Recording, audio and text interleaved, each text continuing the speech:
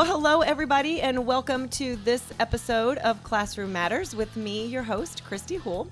Today, we are going to be talking about school safety and lots of different things that means. So we are in sort of a place in our nation right now that there's a lot of controversy surrounding school safety, and I am being joined today in the studio by a school, not only a school safety officer, but also a law enforcement officer as well. So welcome to the show, Kip. Thanks for coming. Thank you for having me. So give us a little bit of background about who you are, what you do, and what your role is. I've been a Madison County deputy in Eversville, Illinois since September of 1998. Prior to that, I worked inside a juvenile jail, so I've almost always worked with juveniles in one capacity or another. I've been assigned to Triad High School as a school resource officer now for 14 years. Still enjoy it. Some days are better than others, but for the most part, I really enjoy being around the kids. I have about 3 more years left till I can retire and move on to my next adventure. So you're really right in the nitty-gritty of everything that's happening. Yes. What's going on in our schools today? So, we're hearing a lot of controversy about school violence and bullying and school shootings. What do you think are some of the causes of that? I really think as far as like bullying and probably even the shootings, I think a lot of it has to stem from social media. Kids are bullied. Back when we were kids, you got picked on at school, and it was only during school. Now it's 24/7. The kids go to bed, they're being texted or Snapchatted and being bullied. And when they wake up, they have to read these messages or they're being bullied. It's 24/7 anymore. I do think society has changed a little bit since we were kids. I grew up in the Pac-Man area, Donkey Kong era, Pong. Our video games were not as violent. Our TV shows weren't as violent. And now you watch TV or listen to music or play video games, they're so violent. So I think maybe the kids get desensitized to this stuff. Mm-hmm. And, it's more and more violence, more and more torturous what's happening today. So I kind of think I don't think kids know how to cope very well anymore. Yeah, and that's what I was going to ask you. So when you were a kid, and you and I are about the same age, so we're from the same era, how did you solve your problems? You just go out and back and have a fist fight, and then it was over, right? Yeah, that's that's kind of especially like the with old boys. School way to do it. Yes, and I've always said this, and I'd rather take a school of 5,000 boys over a school of 1,000 girls, because girl drama just drags on and on and on for weeks and months, and they get other girls involved. When boys fight at my school, they fight, it's done, and they're friends again. So I think girls especially can't cope as much as boys and get some of their anger out and resolve their issues. Mm-hmm. So how do you think then it goes from having the drama and having kids not get along to bringing weapons to school and really taking it up an extra notch? Because kids might have been bringing weapons to school when I was a kid, but it was okay. They weren't bringing a weapon to school because they were going to use it to harm someone. So why do you think that they're going to such drastic measures? I don't think kids, and even some adults, don't think, 10 minutes into the future, the consequences of what they're doing. I think I kind of reverts back to the whole video game thing. When you get killed in a video game, you just hit reset. So I don't think kids really look into the future 10 minutes, an hour, 2 hours, weeks, months into the future, because you can't reset some things you do in life. You can't reset the fact you brought a gun to school and you shot and killed somebody. You can't do it. So I don't know. I do think, coping skills are the big thing. And I know at my school we deal a lot with not only social media issues, we deal a lot with mental health issues too. I think that's front line right there too. Even our patrolmen deal a lot with mental health issues anymore. So how do you deal with the social media? We've mentioned that quite a bit already in just a few minutes that we're talking. How do you deal with the social media issues that you see? Because isn't it true that if a student is on social media outside of school, but yet it gets brought into the school, it's still sort of a school problem? Yes, we at my district, at the Triad School District, we have a policy that says we can discipline the kids. It doesn't matter if it happened outside of school or inside of school. If we can tie it back to disruption in our school day, we can discipline the kids. And it's something school districts have to take head on, because social media is not going to go away. Kids' cell phones aren't going to go away. It's the world we live in. We as SROs try to stay as proactive as we can, try to get, find out what the latest social media craze is. And we all monitor Part of my job is to monitor Snapchat, Facebook, Twitter, Instagram, stuff like that. Well, that's got to be a full-time job just in itself. Yes. A lot of times, fortunately enough for SROs, a good SRO will have kids who will trust them to come to them. So that's how we get a lot of our stuff. Kids will come to me and say, hey, so-and-so has posted this on Twitter or on Instagram. We don't think it's right. Can you take a look into it? So. So you're mentioning being an SRO, which is a school resource officer. What's the difference between a school resource officer and a school security officer? School resource officer, I am a fully commissioned police officer. I can carry my gun. I work for the Madison County Sheriff's Department, but I'm assigned to a school. So to be an SRO in the state of Illinois, you have to be a full-time police officer assigned to a police department or sheriff's department or the state police. School districts in Illinois cannot hire their own police. Like I said, they have to be a regular, fully commissioned police officer. So a school safety officer, we have some school safety officers at our school district. They are more of a hall monitor type person. They'll monitor pass period, cafeteria in the parking lots. So they're not commissioned in any way. They can't make arrests. And really, when it comes to anything that has to be hands-on, they turn it over to me. And they don't carry a weapon? They don't carry a weapon. They carry a radio. That's it. They carry a radio. That's it? That's it. No pepper spray, no form of fighting off an attack or breaking up anything? No. What kind of training do they have? None. But we are looking into our district and the Alton School District, the SROs at least, are looking into possibly bringing a NASRO class into doing a joint training, because NASRO does offer a school security officer training class. So tell us what NASRO is. NASRO is the National Association of School Resource Officers. So they are almost like the parent of school resource officers. Each state, or not, most states have their own state association, like Illinois is the Illinois School Resource Officers Association. And we provide training. We provide a yearly conference. We provide a networking opportunity. So to where SROs across the state can reach out to me, because I'm the public relations director, email me, call me, text message me, say, hey, I'm having this problem at my school, or I need a policy about this. Can you reach out to the other SROs in the state and see if you can get something for me? So it's more of a networking opportunity for these SROs.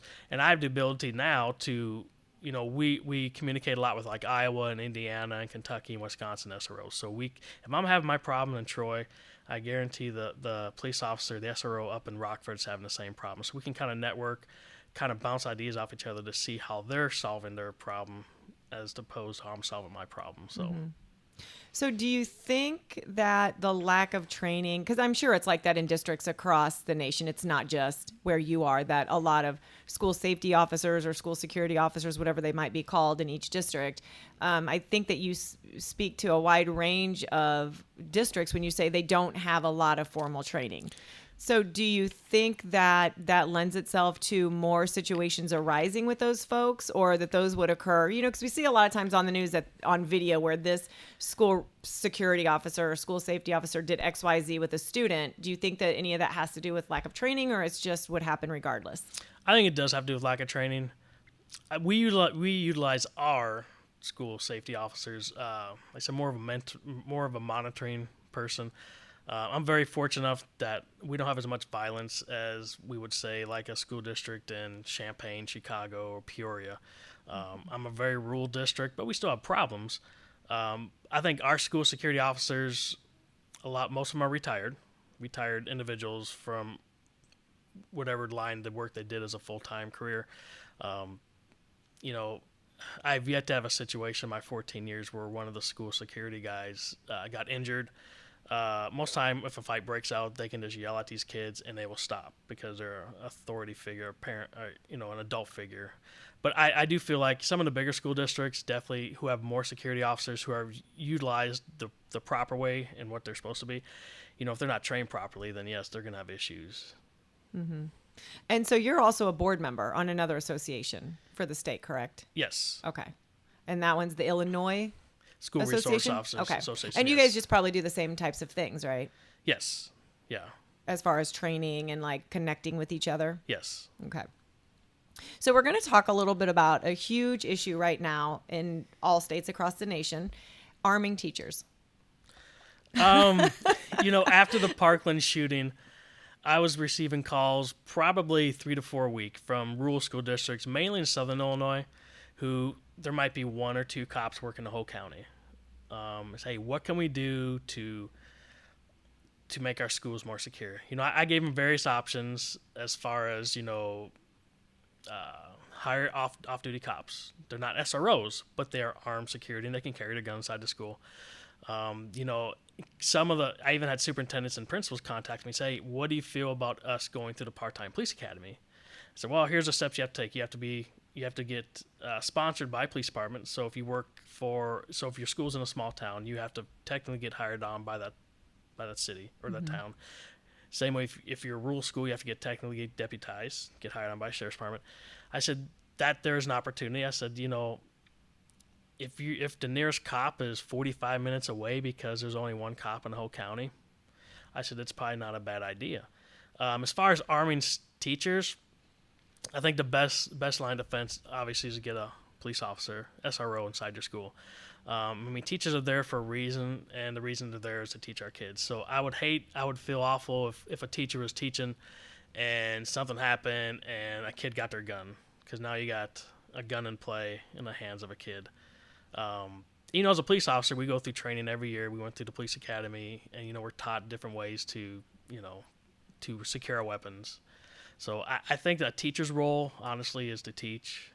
But if you're in one of those situations where there's no police, it's an option to look at. But I think the best option is SRO. Yeah.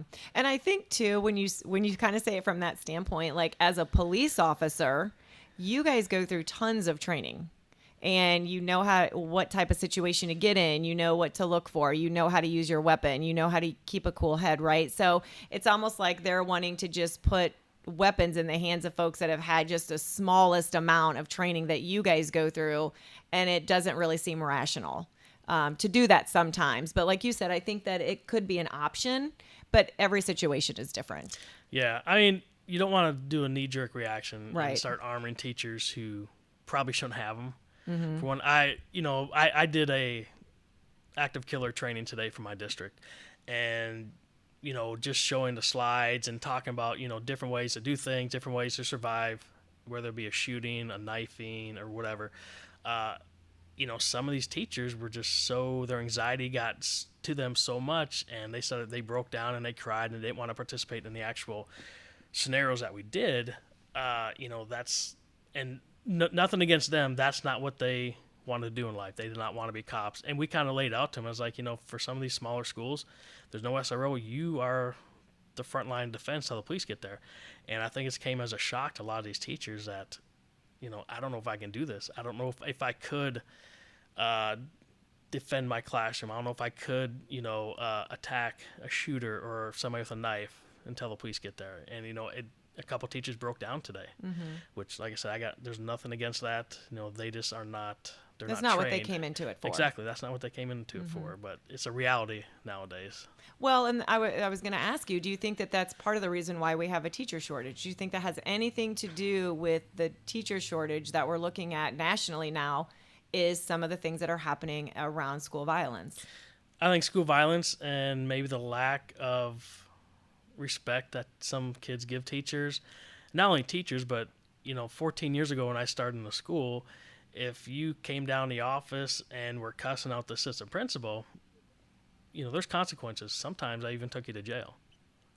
Mm-hmm. Now it's more and more common where these kids come down and start yelling and screaming and cussing, and I think some of that falls back onto if you're doing that at school, that means you're probably doing it at home. You're not being disciplined at home. So some of it falls back onto the parents. Or when you see the parents come in, and, it's not a secret that I was in the school system for a really long time as an administrator and worked really closely with school security resource officers, law enforcement officers. When you have a child in your office and you're being disrespected by the child, and then you call the parent, and the parent comes in and acts exactly the same way towards you in front of their child, and it's sort of easy to see, why maybe these behaviors are arising. So how do we move forward in handling those kinds of situations? Do we try to educate the parents more? I don't know if educating the parents. I think a lot of it falls back at your home life. If you have strong family ties, strong family values, I think that means a lot to a kid. I can always tell kids who come from divorced families. Not all divorced families are bad. I'm divorced, and my kids are, my ex-wife and we co-parent really well. Mm-hmm. Our kids are raised the right way. But you can tell those other kids who parents are divorced and mom doesn't care, mom's out doing whatever, dad's out doing whatever, and the kids are stuck at home by themselves. You can really tell a difference in those kids. Lack of control. Yeah. How important with that, based on what you're saying, how important do you think relationship building is between you and the law enforcement officers and the school safety officers and these kids? I think it's very important because, if these kids trust you, they're going to tell you stuff. They're going to tell me, they're going to tell our school security guard stuff. They're even going to tell our janitors certain things, our custodians. Just a trusted adult it goes a long way inside the school. I try to make it a point, especially beginning of school years, to introduce myself or get the names of as many students as I can. I have 300 new incoming freshmen. I got 50 new students coming in this year.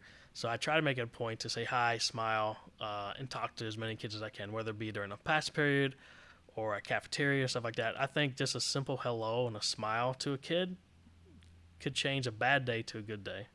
Because aren't a lot of students now already coming in with a preconceived notion to not trust you, to not trust law enforcement officers, maybe based on the demographic that they come from or the kind of home that they come from? So you're already maybe the enemy before you even get to know the kid. Yeah, that does happen. Maybe not as much in my district because, I'm working on almost, I've probably had your older brother and sister. So I'm working on, this is my 14th year. So, and I spent some time years ago, I'd go down to the grade schools, walk around, and go to middle schools. Now my district has SROs at the grade school level and middle school level, so I don't have to do that anymore. But a lot of these kids will come to games, will come to functions, will see me. I try to be as friendly as possible. I try to do stuff off duty where these parents and these kids can see me as a regular person.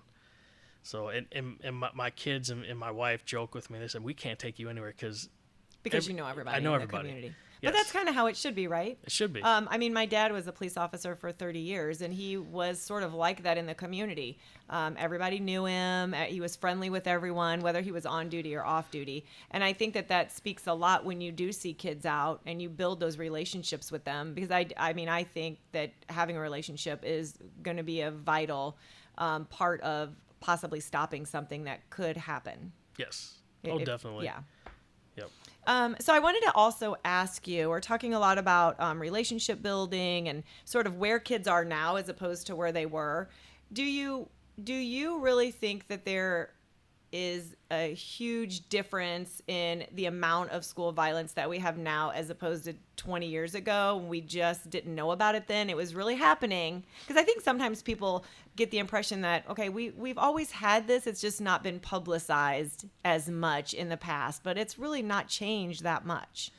I think there is more. But, 20 years ago, we didn't have social media. Yes, and we didn't have phones where you can stream everything live. Yeah, because there was a fight in the parking lot. There was just a fight in the parking lot. Yes. People didn't have their phones out, putting it on social media where everybody knew about it. Yes. So I don't think it's much more violence, but I think it's, everything's instant. So it might seem like there's more. There might be a little bit more, but I don't think it's as dramatic and 100% more. Yes, right. Than what it was. Like I said, 20 years ago we had a fight in the parking lot. Yeah. Unless you're out in the parking lot, you didn't know about it. Probably the school didn't know about it, unless somebody got hurt. But now, after the fight, 5 minutes later, it's on Instagram and Snapchat and Facebook Live, and everybody knows about it. And it turns out to be a bigger deal than what it is most of the time. So, Well, and do you think that because kids know that people are going to know about it, they sort of up the game a little bit? yes, because we usually know ahead of time if there's going to be a fight. And all the fights we had in the last couple of years, there's 5 or 6 kids standing around a fight with their phones out and they're recording it. So these kids know it's going to happen before it happens. So that's why everybody gathers around, got their phone out, because they know there's a fight going to happen. So, Yeah. And are there consequences for students that are just watching and videotaping and not stopping it? Our school district does discipline the kids who will sit there and record the fight and, knew about it.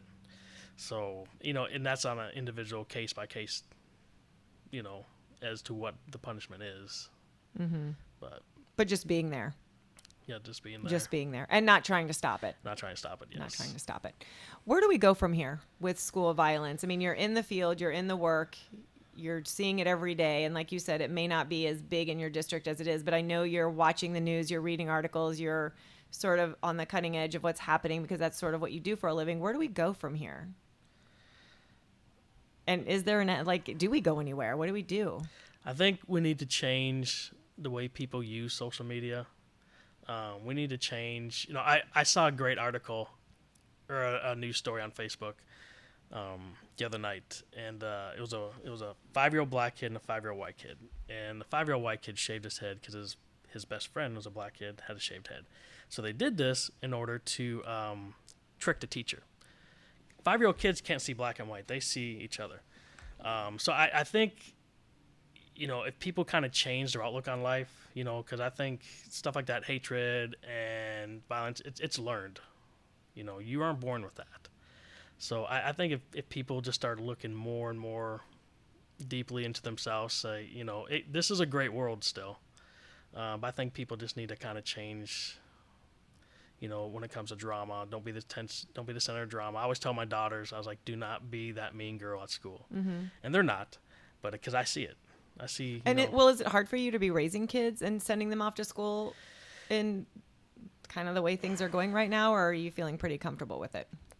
I feel pretty comfortable with it, knowing how my girls are. But I'm very fortunate. My oldest daughter's at the school with me. So she does not have social media. She does not and all of her friends are kind of like her. They're quiet. They're very studious, but they're involved in volleyball and extracurricular activities. So her friends are very kind of like her.